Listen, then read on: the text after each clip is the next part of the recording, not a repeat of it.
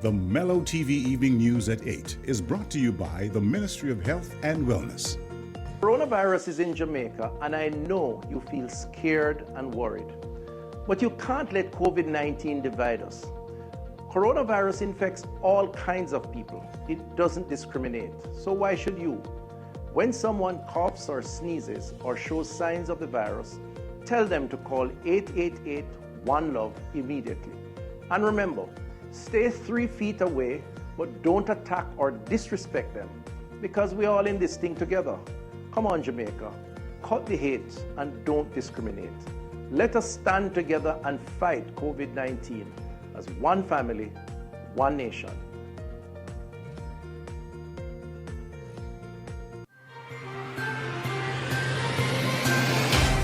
Tonight, 8 new cases and 1 additional death recorded on the island, taking COVID-19 related deaths to 225 and total cases to 9,581. Mayor of Kingston says flooding in the New Haven community is a public health concern. The pools of water also creates a public health risk. So we have invited and we have spoken to the Ministry of Health. I know they were here sometime today, and so it's a collaborative effort.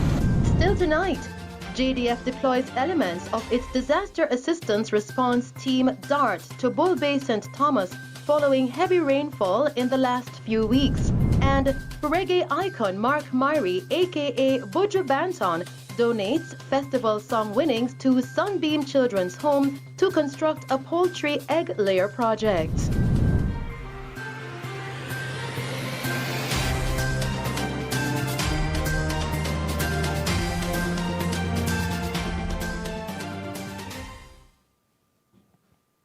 Good evening. New COVID-19 cases went down to a single digit yesterday, with 8 new cases recorded island-wide. There was 1 additional COVID-19 related death, a 55-year-old male from St. Mary, while another COVID-19 related death of a patient yesterday is currently under investigation. Now, this latest fatality takes the death toll from COVID-19 in Jamaica to 225. According to the Ministry of Health and Wellness, the 8 newly confirmed cases takes the total of COVID-19 cases on record for the island to 9,581. Recoveries also increased by 8 yesterday, taking the total of recovered persons to 4,995. Now, of the newly confirmed cases, 4 are females and 4 are males, ranging in age from 17 to 62 years. The cases were recorded in Westmoreland with 3 cases. Kingston and St. Andrew recorded 2 cases, while St. James, Hanover and Trelawney recorded 1 case each. There are 11 moderately ill and 4 critically ill patients among the 4,232 active cases now under observation in Jamaica. In other news tonight, outgoing Canadian High Commissioner to Jamaica, Her Excellency Laurie Peters, has lauded the government for its response to the coronavirus COVID-19 pandemic. The High Commissioner said in a recent interview that, quote, "We have all been impressed with Jamaica, especially the early response to managing the pandemic and to ensuring that there was balance, looking at not only saving lives, but also livelihoods. I think it has been a delicate and difficult balance to maintain, and Jamaica has been impressive on that front," end quote. She also commended the country for its efforts to remind citizens of the importance of complying with the disaster risk management orders to control the spread of the virus. She said that the health sector was provided with personal protective equipment, PPEs, and other medical supplies through the Pan American Health Organization, PAHO. The High Commissioner also pledged the continued support of Canada to Jamaica's efforts to contain the spread of COVID-19. In news from the capital, Kingston's mayor says floodwaters in the New Haven community has become a public health concern. Here is Colleen May with more on this story.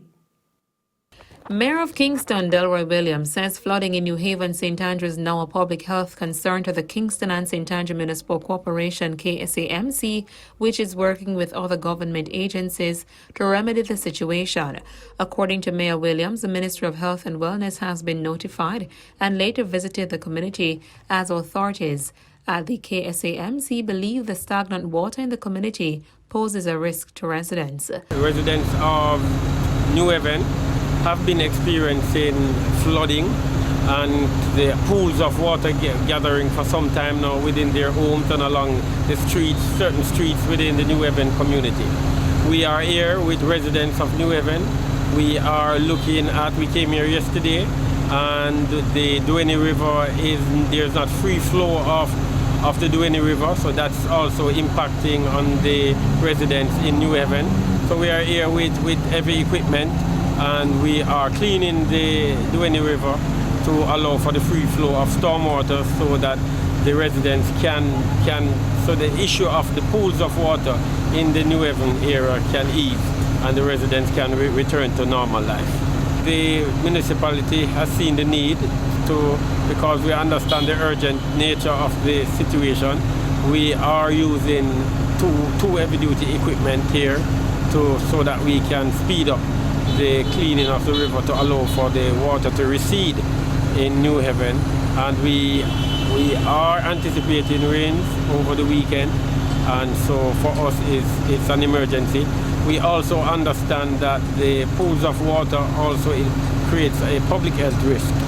So we have invited and we have spoken to the Ministry of Health. I know they were here sometime today, and so it's a collaborative effort.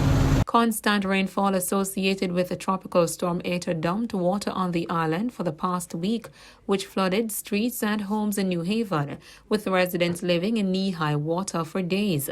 Williams yesterday led a delegation to New Haven to ascertain the gravity of the situation and began clearing and cleaning drains and streams of water throughout the community. The mayor said discussions are taking place with the National Works Agency NWA, which has advised that plans are being finalized for designs of drains that are expected to stop the recurring flooding that takes place in New Haven whenever there is persistent rain. There are certain sections of the Duene River that I would say is water, the flow of water is impeded by the growth of vegetation and debris. The equipment is currently working along the Duene River and will continue to work along the Duene River for a few days until the water can flow easily. We are looking at approximately 3 to 5 days to see that's the outside period. Hopefully we can see some flow of water beginning on Thursday. The NWA is looking at redesigning certain sections where the Washington Boulevard gully meets the Duene River. I believe there is some redesigning there to allow for easier flow of stormwater. In speaking with residents, they explained that they have been experiencing flooding for the past 3 weeks, and the assistance from Mayor Williams and his team are very much appreciated. This is what caused the flooding in over New Haven. Okay. You understand? Down here so black. You understand? So that make all of the water back in a New Haven. So we have to try clean from here, go right back up to in a New Haven. You understand? If we not clean down here, water go always black up. Because no matter if we clean up top and down here so black up, we still go underwater. And the mayor is here to assist us. I feel good. That's why I make sure chat the walk. If you understand, I chat the walk with the mayor and know say yo, everything I deal with and everything I dealt with properly. How long the water has been? So go back. You know say about 3 to 4 weeks now, one level, now go down, and it never was like this. You understand? It usually run off, fall, who get flood, to then run out of the house. But now it stands still. Right now, I be a crocodile run at the back of the river. Right now I swim. I'm Navita Johnson. I'm a resident of New Haven community, and it's 3 weeks now we've been flooded.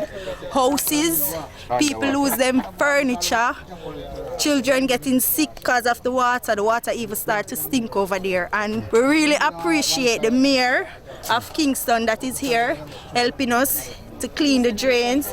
As you can see, it's a big blockage behind us. Reporting from Mello TV News, I'm Inmate. Still making Mello TV news, the Jamaica Defense Force JDF today deployed elements of its Disaster Assistance Response Team DART to Bull Bay St. Thomas, this following the heavy flood rains experienced over the last few weeks. Now, the team's first order of business was the clearing of a road in 9 miles Bull Bay of debris and silt that descended following the heavy rainfall. Now, DART will be working alongside and in partnership with the members of the Office of Disaster Preparedness and Emergency Management (ODPEM) and the National Works Agency (NWA). The team used front-end loaders and other heavy equipment to reopen the blocked roads and re-establish contact with the community. The DART is the JDF's disaster response mechanism, comprised of engineers, infantrymen, logisticians, and other support staff. The team is typically deployed overseas, but maintains the capability to deploy locally in response to any natural disaster that the country may be facing. The team will continue to coordinate with the ODPEM and the NWA to determine where there may be other critical needs. In other news tonight, Minister of Agriculture Floyd Green says that the government will be working closely with farmers to ensure that Jamaica has enough food in store for the Christmas season. Now, over the last few days, several farmers have been hard hit by the heavy rainfall and the constant flooding. Minister Green also stated that the agriculture sector will rise from the challenges and that the ministry has identified support strategies.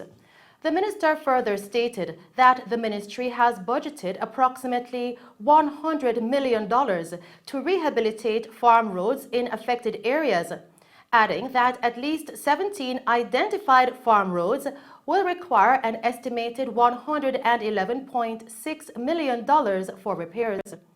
He also urged the private sector to join in the recovery process and appealed to farmers to remain resilient. Still making news tonight, an elderly man who was scheduled to be sentenced this Friday in connection with a series of serious crimes committed in the corporate area in 2019 collapsed and died while in police lockup yesterday. The deceased 65-year-old Dudley Watt of a Kingston address reportedly collapsed at the Central Police Station lockup after complaining that he was experiencing shortness of breath. Reports from the police coming into our news center tonight are that Watt, who was facing charges of illegal possession of firearm and ammunition and robbery with aggravation, was convicted last week and set to return for sentencing on November 13. It is further reported that Watt, who was being treated for renal failure, has been in custody since last October, and his health was improving until he was found guilty of charges and remanded to be sentenced. Continuing with the news tonight, festival song winner, reggae icon Mark Myrie, otherwise called Buju Banton, donated his winning prize to the Sunbeam Children's Home to construct a poultry egg layer project. More on this story with Ophelia Miller. Jamaica reggae icon Buju Banton donates his festival song winning prize of $3 million through his foundation in aid of constructing a poultry egg layer project at the Sunbeam Children's Home. His foundation wrote that the project at the Children's Home is expected to provide a sustainable income at the facility upon completion and also provide employable skills for its wards. The foundation also said the project will also provide training in sound work ethics for all 50 boys at the facility as a temporary voluntary employment for those unable to attend school for any period. I am Ophelia Miller, reporting for Mello TV News. And those are the stories making news. I'll return with a recap. We'll now take a break and then join Christopher Scott with sports. Coronavirus is in Jamaica, and I know you feel scared and worried. But you can't let COVID-19 divide us.